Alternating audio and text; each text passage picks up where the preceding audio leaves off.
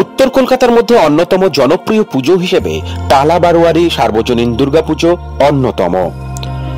ঐতিহ্যময় প্রায় 104 বছরের এই পুজোর শারদ উৎসবের শুভ সূচনা খুঁটি পুজোর মাধ্যমে হয়ে গেল 15 জুলাই উল্টো রথের দিন। উত্তরের উত্তর আর অল্প কিছুদিনের মধ্যেই জানা যাবে তাদের প্যান্ডেলের মূল চিন্তা ভাবনা, মূল থিম কি। বিতর্কিত কিছু একটা থিম উপস্থাপন হতে চলেছে 2024-এর টালা বারোয়ারিতে, সেরকমই ইঙ্গিত দিলেন ক্লাব সেক্রেটারি অভিষেক ভট্টাচার্য। ঢাকের তালে জিলেপি সিঙ্গারার সাথে দেবী বন্দনার সূচনায় টালা বারোয়ারির সমাজের কাছে কি থিম বিষয় ভাবনা তুলে ধরে এখন সেটাই কৌতূহল। তবে মায়ের আগমনে সকলের মঙ্গল কামনায় টালা বারোয়ারি যে বরাবরই তাদের স্বাচ্ছন্দ্য বজায় রেখে উপস্থাপন করে তা সত্যি প্রশংসনীয়। তো সব জায়গাতেই হয়, তো আমাদেরও সেখানে খুঁটি পুজো হচ্ছে, খুঁটি পুজো চলছে। তো আজকে উল্টো রথ একটা পুণ্যতিথি, আমরা খুঁটি পুজো দিয়ে আমাদের 2024 অর্থাৎ 104 বছরের খুঁটি পুজো দিয়ে পুজো শুরু করলাম। আর থিম এক্ষুনি বলা যাবে না, কেননা এবছরের থিমটা আমি এইটুকু বলতে পারি যে আমাদের এবছরের থিম যেটা আছে সেটা খুব টাচি, এবং টাচি শুধু তাই না, এটা সমাজে প্রচুর বিতর্ক হবে। এবং আজকের দিনে দাঁড়িয়ে সমাজ ব্যবস্থায় বর্তমানে দেশে তথা রাজ্যে তথা প্রত্যেকটা মানুষের ঘরে ঘরে যে জ্বলন্ত যে সমস্যা, সেই জ্বলন্ত সমস্যাকে নিয়েই এবার থিম, এবং এটা নিয়ে প্রচুর আলোচনা, প্রশংসা, সমালোচনা সব জিনিসই হবে, এইটুকু হিন্টস দিতে পারি। তো সেইটা নিয়ে একটা ব্যাপার আমরা বলছি যে আজ উল্টো রথ, এই রথের দিনে দড়িটাকে সামলে রাখতে, এই দড়িটা আগামী দিনে কাজে লাগবে। উত্তরের উত্তরটা তাহলে কতটা জমবে পুজোতে?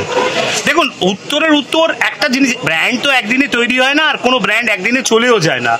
একটা বলা হয় যে form is temporary, class is permanent. তো সেই জায়গা থেকে একটা কথা বলতে পারি, টালা বারোয়ারির জায়গায় থাকবে, সেটা নিয়ে কোনো জায়গা নেই। পুজোর থিমটা মানুষ কতটা নিতে পারবে, দর্শক কতটা নিতে পারবে, জনমানুষ কতটা নিতে পারবে, সেই ওপর নির্ভর করে। তো এটা প্রত্যেকটা পুজো কমিটি সেটা চেষ্টা করে তার সেরাটা দেওয়ার। তো সেটা আগামী দিনে দেখা যাবে। আশা করছি এবছর আমরা যে বিষয় ভাবনা নিয়েছি সেটা একটা জ্বলন্ত বিষয়, আবার বলছি, একটা আগুনে হাত পুড়ে যাওয়া বা ছ্যাঁকা খাওয়ার মতো বিষয়। তো এইটুকুই বলতে পারি, এর থেকে বেশি কিছু বলতে পারি। মানে বিতর্কের মাঝে টালা বারোয়ারি এই ব্যাপারটা চলে আসছে। তাহলে এখন সত্যি কথা মানেই তো বিতর্ক। এখন আজকের দিনে যুগে দাঁড়িয়ে যখনই মানুষ কোনো সত্যি কথা বলে, আজকের যুগ এমন জায়গায় পৌঁছে গেছে, সেই জায়গাতে বিতর্ক ছাড়া কিছু হয় না। এবং আমার মনে হয় যে থিম এমন একটা জিনিস, দুর্গাপূজা একটা সামাজিক প্রেক্ষাপট, সেই প্রেক্ষাপটে দাঁড়িয়ে মানুষকে একটা বার্তা দেওয়ার একটা সচেষ্ট একটা সব জায়গায় থাকে।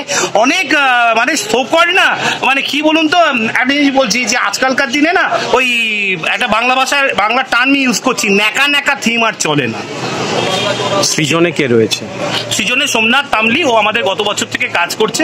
আমরা 3 বছর চুক্তি করেছি ওর সাথে, মানে একটা বড় প্লেয়ারকে যেভাবে চুক্তি করা হয় সেভাবে আমরা ওর সাথে 3 বছরের চুক্তি করেছি। এটা ওর 2য় বছর, এবং দেবায়ন ঠাকুর বানাচ্ছে, দীপঙ্কর দা লাইট করছে। আগামী দিনে দেখা যাবে। দর্শকদের কি বলবে? ওই একটা কথাই বলবো যে যা জিনিস টালা বারোয়ারি এবার করতে চলেছে, সেই জিনিসে বাচ্চারা যেমন মজা পাবে, 80 বছরের বড়রাও তেমন মজা পাবে।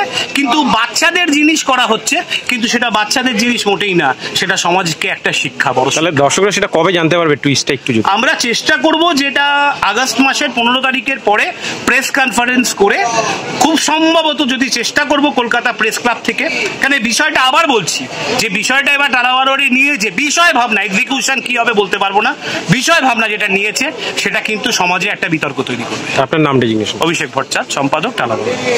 ব্যুরো রিপোর্ট, প্রিয় চিত্র সাথী নিউজ, কলকাতা।